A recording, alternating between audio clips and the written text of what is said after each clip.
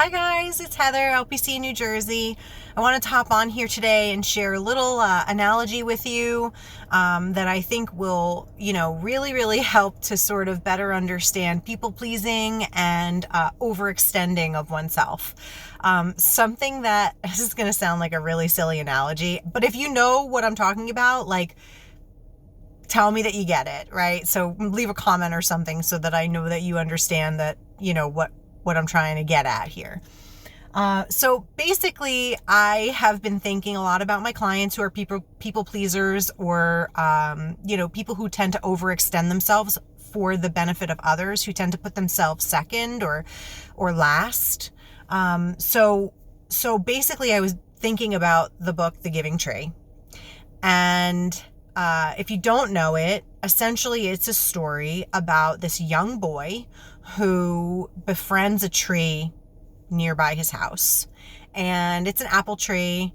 And, as he's like in his childhood, he'll go there every day and he'll, play, he'll swing on the branches and he'll climb the tree and he'll eat the apples and all of that. It was just a nice little playtime, right? And the tree loved it. The tree, it talks about like the tree just loving the time that he spends with the boy. As the story goes on, the boy obviously gets older and is, gradually throughout the book reaching different stages of life. And he winds up coming back to the tree every time he has some sort of a problem. He comes back to the tree to ask for help or somehow get, help with a solution. So at one point he doesn't have any money and he's kind of complaining to the tree that he doesn't have any money. And so the tree is like, here, just like take my apples, take them into town and sell them. Or then there's another point at which he, wants to travel. And so he says, take my trunk, cut down my trunk and make a boat and you can travel, around the ocean. And so at the end of the book, he's come back to the tree so many times that the tree is at this point just a stump. And I forgot to mention, every time he gave the boy something, apples, his branches, the trunk, every time he gave him something, it would say, and the tree was happy.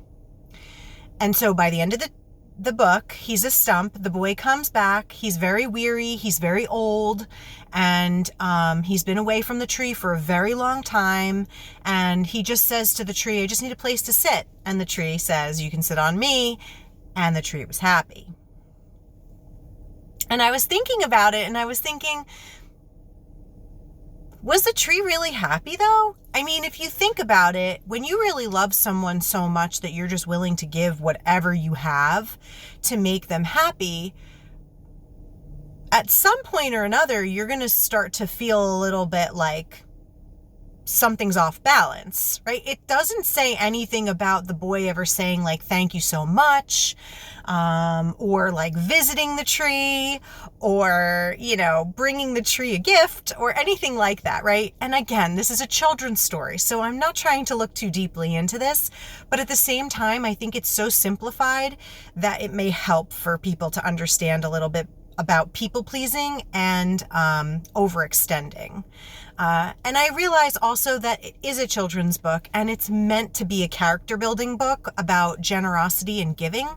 But we don't ever really talk about like when we do that to a point where we are depleted. And the tree was depleted, quite literally. So I guess I just wonder, like, would you be happy if you were in a relationship with somebody who just kept on coming back to you every so often and needed something and you were just like, here you go, right? Like, I can't imagine that being a happy relationship.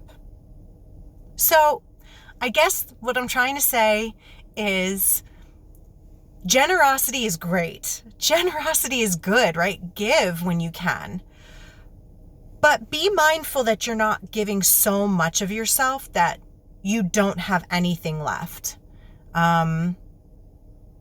Yeah, so just a thought, just something to throw at you on a Friday. I hope this resonated for anybody. And if it did, let me know in the comments.